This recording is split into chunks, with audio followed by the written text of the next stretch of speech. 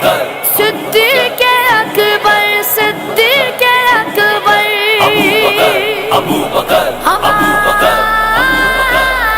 ابو بکر۔ جناب حضرت سیدنا صدیق اکبر رضی اللہ عنہ کا اصل نام ہے عبداللہ، اور ان کے والد گرامی کا اصل نام ہے عثمان، لیکن مشہور ان کا نام ہے ابو بکر، اور ان کے والد کا نام مشہور ہے ابو قحافہ۔ اور اللہ تعالیٰ جل جلالہ کے پیارے نبی علیہ السلام نے گاہے بگاہے ان کی شانیں خود بیان فرمائی۔ ایک موقع پر آپ نے فرمایا انت عتیق من النار، اے ابو بکر صدیق آپ دوزخ کی آگ سے آزاد ہو، تب سے آپ کا نام ہو گیا عتیق۔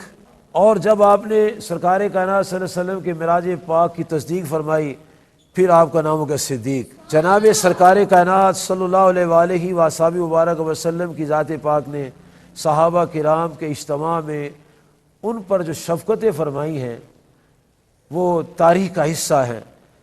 اللہ تعالیٰ جل جلالہ کی اس عظیم ہستی کو، جس کو یہ شرف حاصل ہے کہ پوری کائنات میں ان کی 4 پشتے صحابی ہیں، 1,24,000 انبیاء میں سے کسی بھی نبی علیہ السلام کے امتی کو شرف حاصل نہیں ہے جو شرف جناب سیدنا صدیق اکبر رضی اللہ عنہ حاصل ہے۔ حضور نبی کریم صلی اللہ علیہ وآلہ وصحبہ مبارک وسلم کی ذات پاک نے گاہے بگاہے جو آپ کی شانیں بیان کی، ان میں یہ بھی ہے۔